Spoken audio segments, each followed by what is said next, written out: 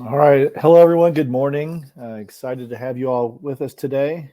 This session, what the heck is product management anyway? My goal is to take the next 20 minutes or so and talk through what I do as a product manager and help kind of describe what that is as all of you are looking forward to your careers. I'm pretty jealous in that I wish I had had this session. We'll cover how I got into product, and I had a long and winding road, but excited to share with it today. This is, I know, not the first session that you're all in, but please use the Q&A uh, tool to ask questions along the way. We'll stop, I'll review them and see how things are coming in. Wish I could be in person with all of you. It'd be a lot more enjoyable to see everyone's faces and interact in person, but maybe next year, maybe next time. But quick look at what we're going to cover today, and we can jump out of these slides if questions dictate. But who I am and where I work at Salesforce, and then meat of the session, what's product management, what does a product manager do, and how would you become a product manager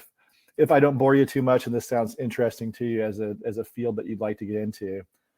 But before we do that, really important opening question, just to start kicking things around. It's right before lunch, so I'm hungry today.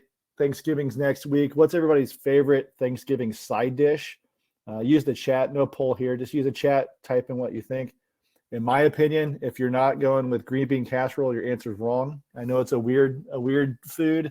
I eat it once a year on Thanksgiving. I eat a ton of it. It's far and away my favorite Thanksgiving side dish. Any other votes? Baked macaroni, great choice. Stuffing, also a favorite that I eat once a year. I tested this presentation with my kids yesterday. They were going with cornbread casserole as a good choice. Mashed potatoes, also good. Put the turkey and gravy right on top of the mashed potatoes. That's the way that I do it. So awesome. Now that I've got us all thinking about food, I know right before lunch we're hungry. Looking forward. Let's dive into the real topic of the day and what the heck is product management.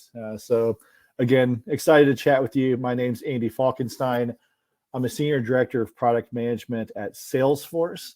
So we'll spend the next 20 minutes talking about what that means for me as a product manager. But for those of you that aren't familiar with Salesforce, if you're in the Indianapolis area, beyond the building downtown with the logo on it, the big tower, what is Salesforce? We are a software company, and our tagline is that we help companies and customers come together.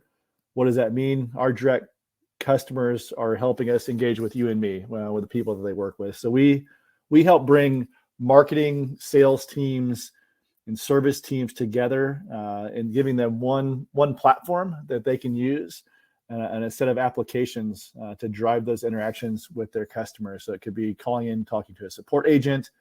It could be I work in our marketing area, helping customers deliver emails and text messages that make sense. So that's a little bit more about where I work and who I am with Salesforce. So now let's get into things. What is product management? And you'll see throughout the slides, I've actually borrowed from other people that are smarter than me. So this is a definition of product management as defined by Atlassian, which is another software company. They have an entire website dedicated to product management. And I won't read this whole thing to you directly, but I wanted to highlight a couple key points for what Atlassian's definition of product management is. And so it's an organizational function that guides every step of the product lifecycle. So we'll get into this deeper in a few minutes, but starting with an idea to ultimately delivering software, it's the end-to-end process. Development, positioning, pricing is what really you're focused on as a product manager. Customer first. So we'll cover this in more depth, but my job as a product manager is to cover the lens of the customer and be their advocate and their voice and articulate what they're trying to do and what we need the solution to do for them. And then lastly, voice of the market. So again, taking a perspective of the broader group, the broader market that we're trying to serve, and continually feeding that voice into the teams that I work with, whether it's software engineers or designers or our sales team, helping convey both our own stance as well as kind of the competitive, what are other pressures and things doing, all of that. So that's the full definition of product management. This is a simpler version. So this is a really classic cartoon of basically software delivery and the different things. I'll give everyone a couple minutes to digest it. You have the different tiles that articulate the different people that are involved with delivering a software experience and how they understood it, starting with the first one, the customer. They described a swing with 3 different seats is how they explained it. And then through the misunderstanding along the way, all kinds of different representations of the things that my favorites, I think, are how the customer was billed, number 9, where we gave them a roller coaster. But to really succinctly summarize what a job of a product manager is to make sure that we're delivering box 12, that we understand what the customer needed, what their problem was, and making sure that we work with our teams and our counterparts to deliver that tire swing, because that's what the customer really needed, as opposed to that 3-tiered wooden seat that they initially described. That's really at the heart of product management. It's understanding the customer and what they need and what their problem they're trying to solve. And so now we'll spend some time. What does a product manager do in a day-to-day basis? And again, I'm going to borrow from a framework. This is a framework from the Pragmatic Institute, which is an organization that does product management training. And this is their methodology of how they've organized everything that a product manager should do. And candidly, this is, it's end to end, everything you do. So kind of calling out, you start on the left side, it's the strategic things that you do. And then as you work across to the right, more tactical. But they've organized, and we won't go through all of these blue boxes, but we'll spend probably the next 5 or 10 minutes stepping through some of them. But they've grouped these into kind of different roles. And I would say at a place like Salesforce, we have different teams that work on these different ellipses or circles that are on here. So you have a product strategist role, you have a product marketing manager role, you have a product owner role, and then you have a sales engineer. That's how the Pragmatic Institute has organized these things.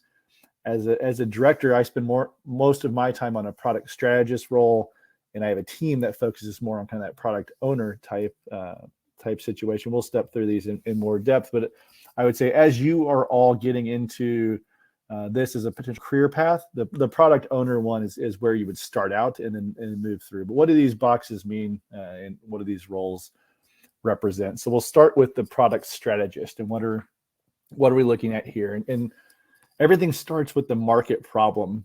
So like I said, in that tire swing example, we saw what the customer described. It's really the 2 things that compromise the start of, especially if you're building something that's never been built before.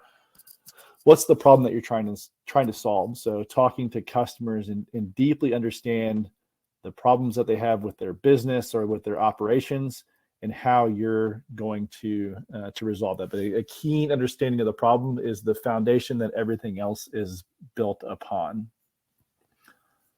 The next thing that you do with that, you say, okay, now I understand the problem that I'm trying to solve. The next step would be, what is the market size? So you might hear this called a total addressable market, but how many, you have the problem, how many people have this problem? So in this case, we're looking to understand, like I said, the overall market. Who are the potential buyers of this? Who are the people that would buy it?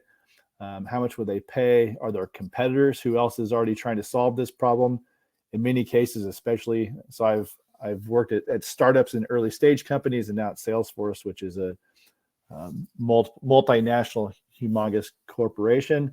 The market size is different for all of those, but you're trying to understand who the people are that'll buy it and how big that is. And ideally, you're looking for a combination of a really big problem and a big market, because then you have a big opportunity to make a lot of money by solving that problem for people. So now we shift into the final part of pricing and packaging. So we have a problem. We know our problem.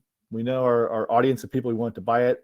How are we going to put it together to sell it to them? And the example I used for pricing and packaging last night with my kids was the iPhone. So with iPhone 13, we have the iPhone 13 mini, we have the Max, and they all have different ones. So it's helping put together kind of the features that we're going to build into different bundles of things with different price points, so that we're going to use that to go to market. So like I said, these three go together as the kind of left side of that quadrant of problem we're solving, who are we going to target with it, who's going to buy it, and then how are we going to price it to them. So that gives us the starting point to now we can go in and start working with our teams to build software and bring that into market.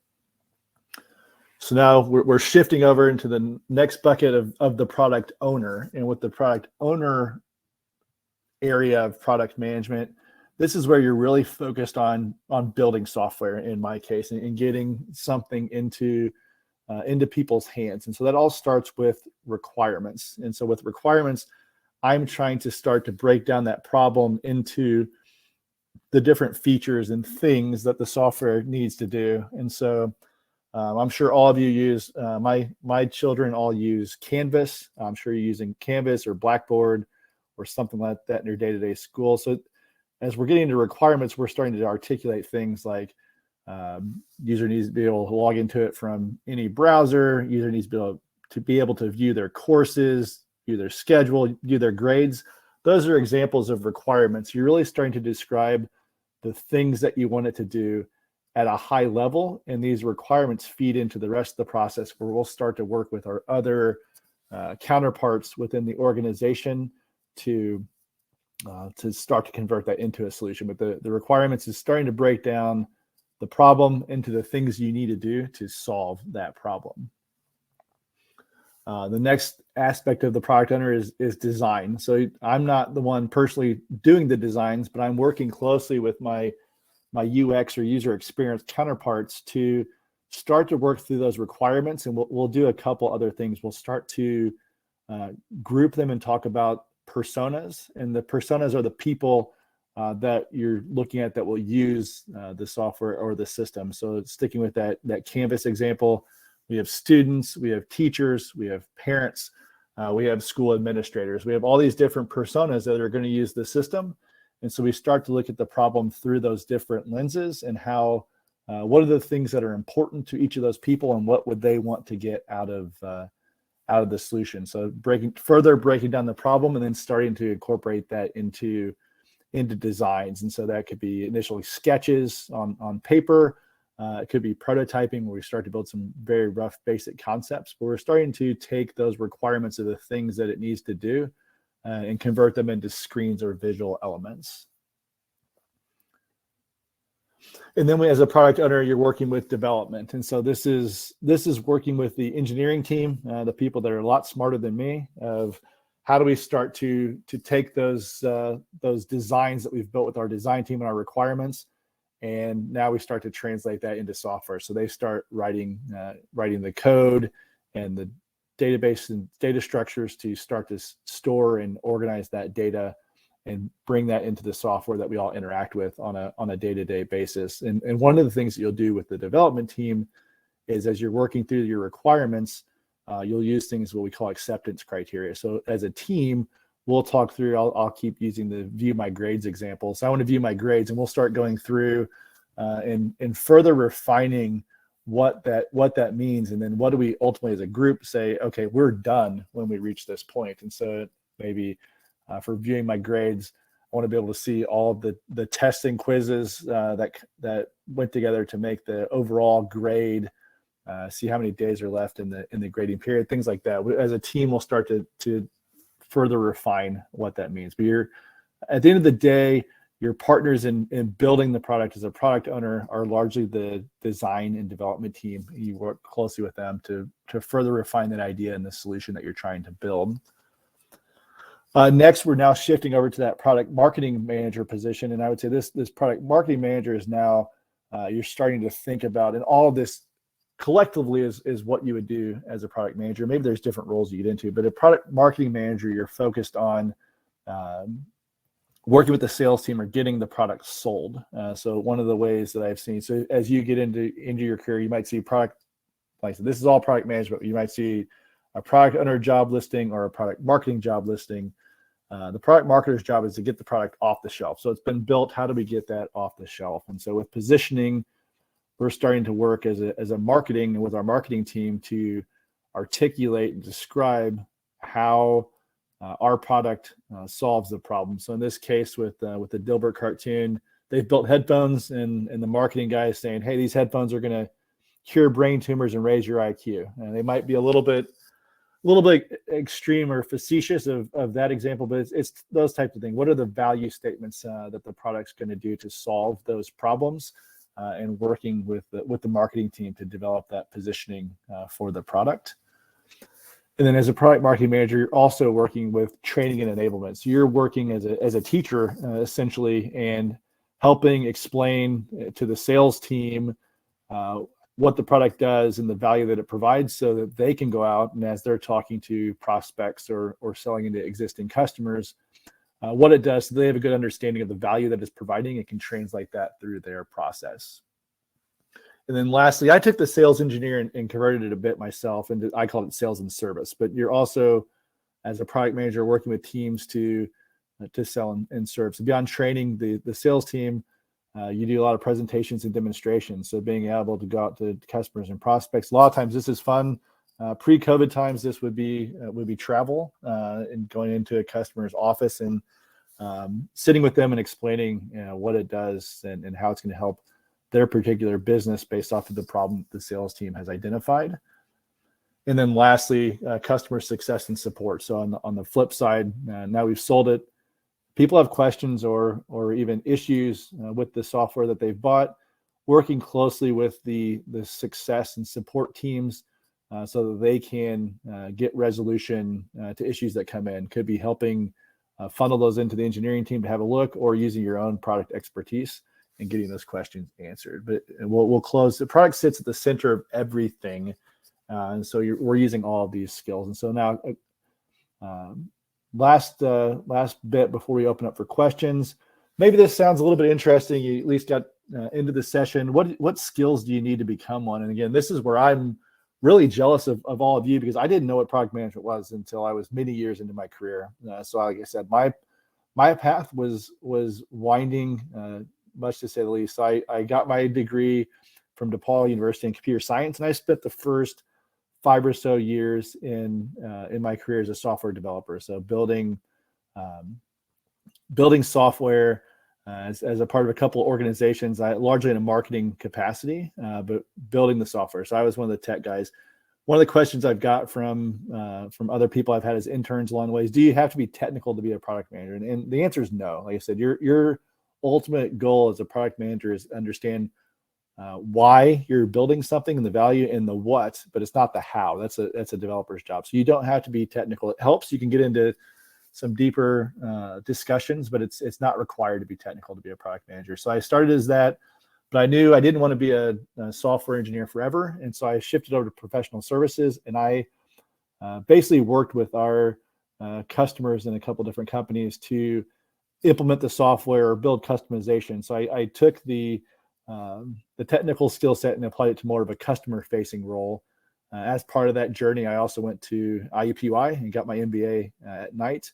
And that was really the shift into product management. And so from there, I ultimately landed at ExactTarget, which was a company that was bought by Salesforce, and shifted into product. But like I said, it took me a number of years and a number of jobs to kind of figure out and find my way into product. And so that was my now it built well. Like I said, the technical expertise from software development helped me understand and interact with engineers.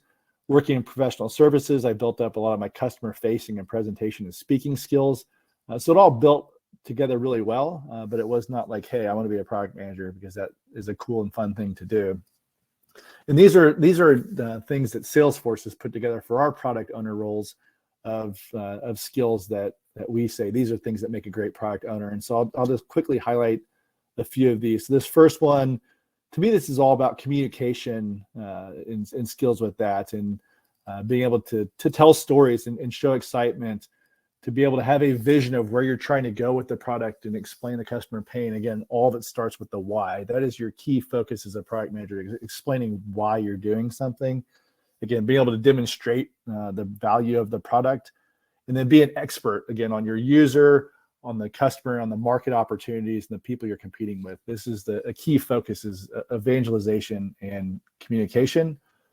And this to me would be another key trait is prioritization, being able to take information and say, no, we need to do this. This is a more important thing to do.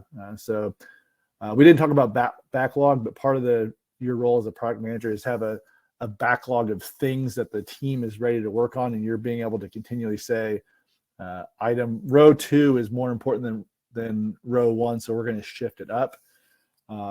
Using feedback and information from the company to drive that prioritization. So it's not just me saying, okay, I think this is important. I'm going to use data to drive that information that comes in from other areas of the business. And then lastly, measuring the output. Is it successful? It's not just delivering the product, but are people using it? How are sales going? Using those factors to determine the success of the product. This one to me is all around collaboration and relationship building. Those are two really key aspects of product manager. So we've talked about being able to work with design team and engineers and other stakeholders inside of your organization and empower them with information and understand what they're trying to do. Unblocking the team, getting answers available quickly. And then lastly, being able to say no. And that's really goes back to prioritization as well, of being able to say, no, these are the key things to do. And I'm going to say no to that because the timing's not right. And we'll do that later. And then lastly, I would say conflict resolution and negotiation, other key spots. So being able to keep things on scope, like I said, being able to say, no, we're not going to tackle that part of the problem now. We'll do it later. Partnering with the team, and then quickly resolving that conflict and escalate as needed. So if this is a problem that I can't answer myself, I need to work with my boss or people higher up, being able to feed that into them. So a quick close, and we'll have about 15 minutes for questions. Why product management? Why is it a fun career to think about? And this shows really, especially in a software company, product management, you sit at the center of the world. And I've oftentimes heard people describe product management that you're the CEO of your product, which I agree with, because you are ultimately responsible for the success of the product. But you, unlike a CEO where everyone's reporting into you, in this case, you're more in the middle. Like you're working with the technology teams to deliver. You're working with the customer to understand what they need. You're working with the other areas of the business. So you sit at the heart of it. You get to work with a lot of really great people, and it's just a really fun, challenging, rewarding experience. And so that's why for me, product management has been a great career, and glad that I found my way into it. And like I said, hopefully my mistakes and information, if this sounds interesting, helps all of you get into things a little more quickly than I did, maybe right out of college or even with internships. And so that's all I have from a presentation perspective. Let's get into your questions and see what people have asked. So in this case, the first one, who are your competitors? I'm assuming this is related to Salesforce, or I'll at least use that as our example. In our case, I'll stick with the, like I said, different competitors based off of the different areas of Salesforce. From a CRM or a customer relationship management perspective, it's other big competitors like an Oracle or an SAP, other ones that provide that relationship management that sales teams use to sell their information. In my particular, I work on a product called Interaction Studio, and we help make real-time decisions to like, if you're on a website, it's helping understand what you're interested in and make the right offer based off of that interest level. Our competitors are Adobe or other vendors that are helping customers aggregate their data and bring them together. Another question, what's one of the best ideas you've ever had?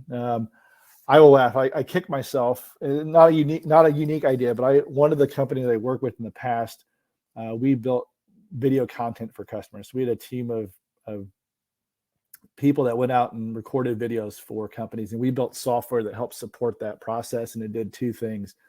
It helped us during the video creation process, as we were providing drafts to our customers, and they were offering feedback into the creation. And then after it was done, our customers used it to upload their videos and put them on their websites and in emails and things like that. And so, like YouTube, but company controlled. And that startup had a rise and a fall. And when we went out of business, the the review of the video was a key component for us, and I thought I should, like, no one was doing it at the time that I found, as that was all they did, and I thought about it, but I never jumped at the opportunity, and then I saw just a few months back, Adobe actually bought a company that had grown to multiple $1 billion on that idea. So that was an idea that I had that I wished I would have followed up on more, because it was clearly, in hindsight, a good one to follow. Next question is, tell me about your role on your team and how you work with them. So hopefully we covered a little bit on the slides, but like I said, it's evolved. So when I was a product owner, like I said, it was more working with those other groups, with the user experience team and the design team and the engineers to tactically day in and day out build the software and then push those out through the release. As I've shifted, I guess, up into we'll call it into management, now it's really helping the team of people that work for me to do those jobs more effectively. So being able to coach and help them as they're working through their problems, and really be in my mind, a servant leader, and empowering them. And then I'm also working with other product managers internally to help drive our longer term strategy and our roadmap of where we're trying to go. So it's really, I might say, as I've shifted a product owner into director, it's more of that strategic, forward-looking lens, and then helping my own team drive the day-to-day execution. Let's see. Next one, what aspects of product management do you find the most exciting? Personally, I do miss working with the engineering teams. I think the most exciting thing for me is getting that, once you've gotten the idea and the thing built, getting it into market and having it start to sell. And to me, the reward is seeing customers happy and solving their problems. That's what gets me most excited, is getting that problem solved. But like I said, this is where I think, like I said, product management is a big overarching area, to where a lot of people, one of my good friends he's focused his career on product marketing. And the aspect that he finds most exciting is partnering with the sales team. He loves presenting and selling, and so he's able to leverage that skill. I'm, I guess, a little more introverted, so I like the more inside behind the walls view. But lots of different things. I think that's another key thing too with product management, is based off of your personality and what gets you value and excited. You can kind of gravitate to the aspects of product that make the most sense to you, give you that most fulfillment. Next one is, how do you decide what and what not to build? And I think that's a great question, because the what not to do is every bit as important of the what to do. And so, like I said, it all starts with that problem and value. As part of Salesforce and the broader organization, we have a lot of data. Let data drive what you need to do. So we will start out by looking. We have 3 releases where we deploy features 3 times a year with our release cycle. And one of the key aspects for me in helping me decide or validate what a priority should be is we have a system that lets our sales teams and our support teams file requests into a centralized system. So if the sales team's talking to a customer and there are 3 things that they bring up that the system doesn't do, they can put that in, and then it aggregates.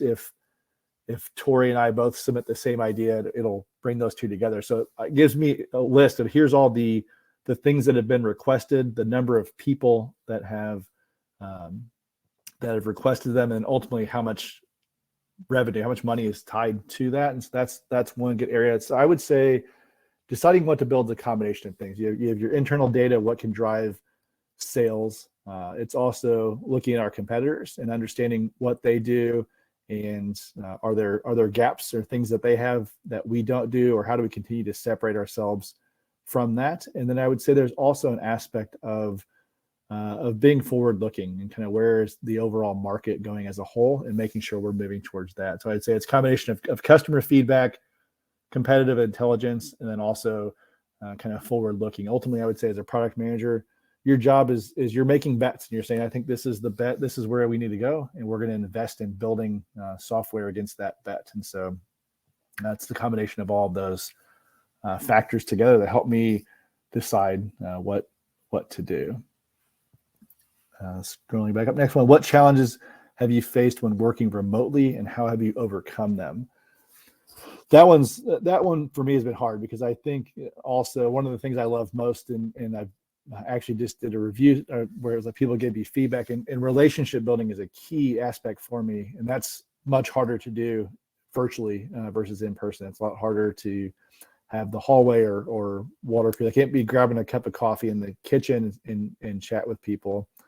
So I think that's been the biggest challenge of working remotely, is not having that day-to-day interaction with your coworkers in doing it like this versus in-person, face-to-face. You really can't replace that in-person interaction that you have with people.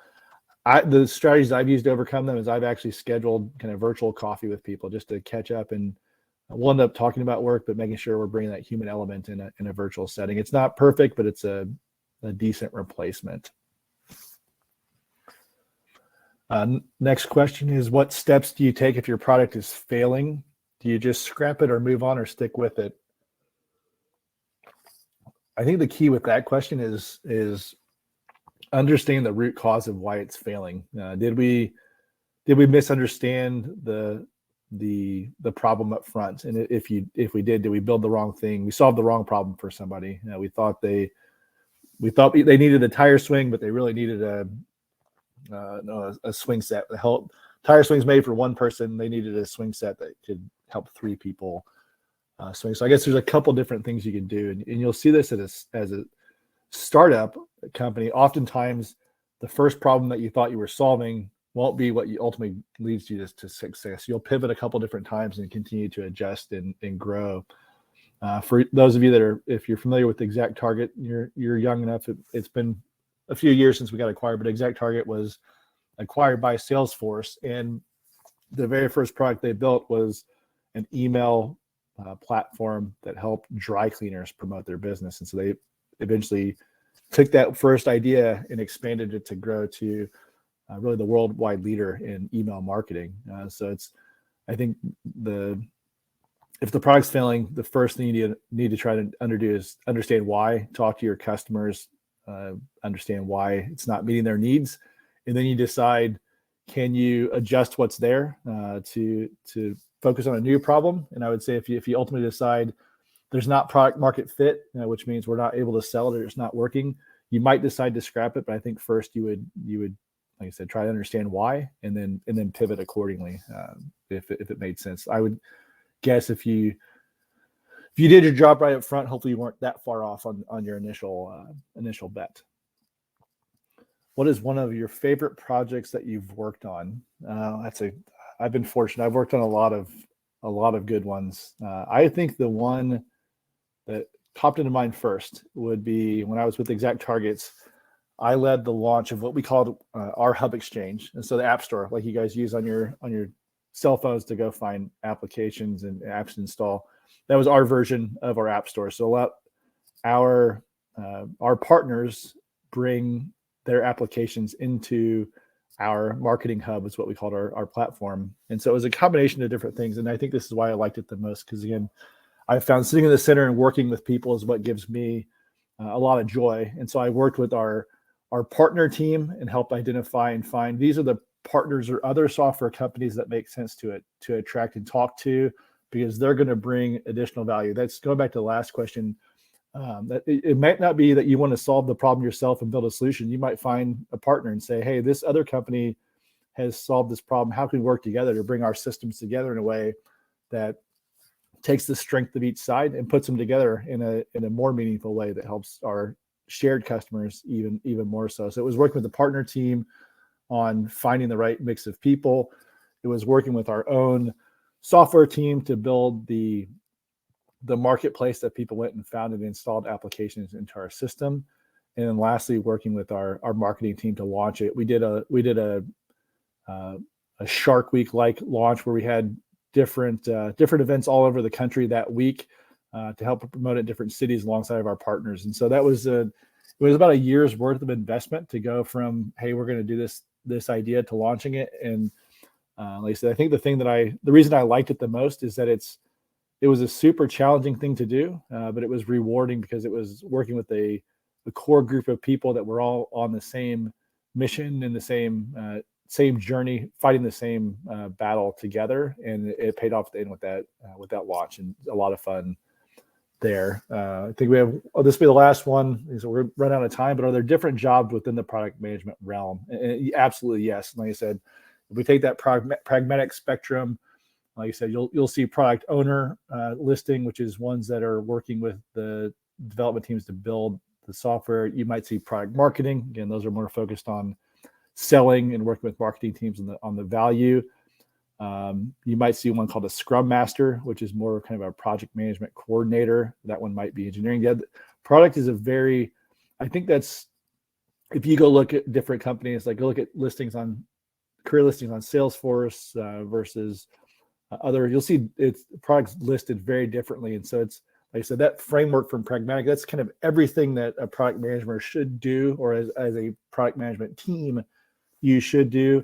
But there are ways, different organizations carve that responsibility up into different roles. So yeah, absolutely very different realms of product management based off of really how the companies organize themselves to deliver. And I think with that, we're a minute past time. I know it's lunchtime for all of you. I don't want to keep you too much, but really appreciate the collaboration and great questions. Hopefully this gave you a little bit more information on product management. A lot of great resources out there for you to learn more, but thank you very much for the time today. I really enjoyed our conversation. Have a good rest of your day. Take care.